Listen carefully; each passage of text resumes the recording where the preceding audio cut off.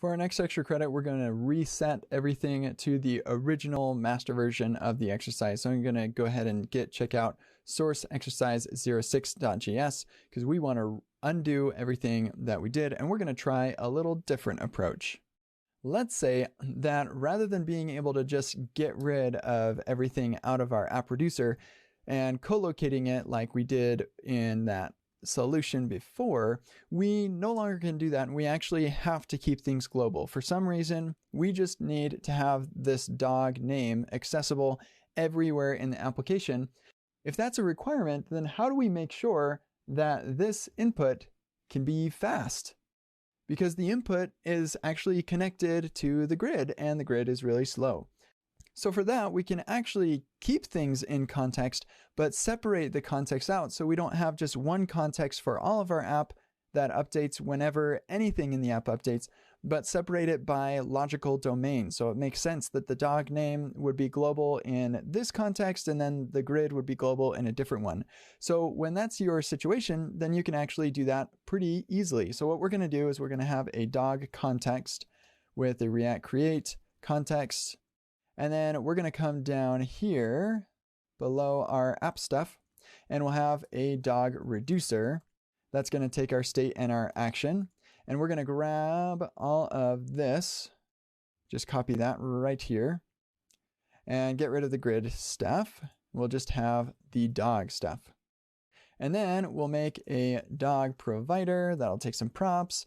This is going to have a use reducer. That's going to be our dog reducer that we just wrote.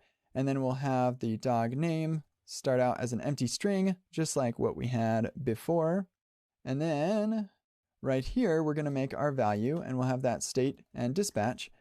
And then we'll return the dog context with the provider, and the value will be that value. And then we'll just spread the props to get that children prop onto the dog context provider. Now, you might be wondering why I'm not using react.useMemo here, and I totally could do that, but I'm not going to do that until I really see that it's a performance bottleneck for me. So we're going to go ahead and just keep the code simple, and then we can add some complexity when the performance merits that complexity add there.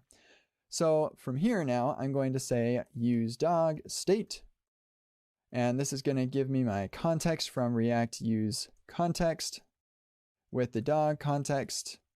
And we'll say if there's not context, then we'll go ahead and throw a new error. Use dog state must be used within the dog state provider, and then we'll return the context. So now we can render that dog provider, and we can consume that context value with this use dog state.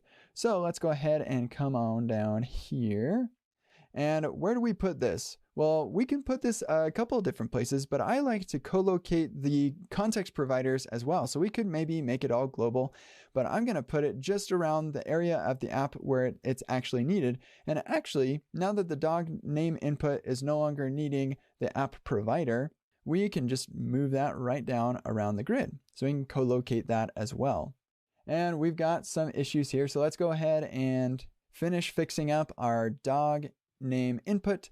So we're going to have our use dog state, and this is going to give us our state and dispatch. We're not splitting that one up. And we save that, and everything's working. I can type in here, and that looks pretty fast. If I record and then type and then stop recording, then we're going to see, hey, we're not rendering any of that stuff. We're just rendering the part that actually matters. Now we are rendering the dog provider and the dog name input.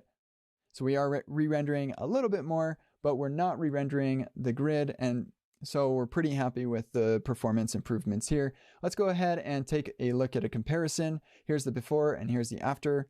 If I record and then type a single character in there and then stop, and then we'll do the same over here. We'll record, type a single character in here, and then stop.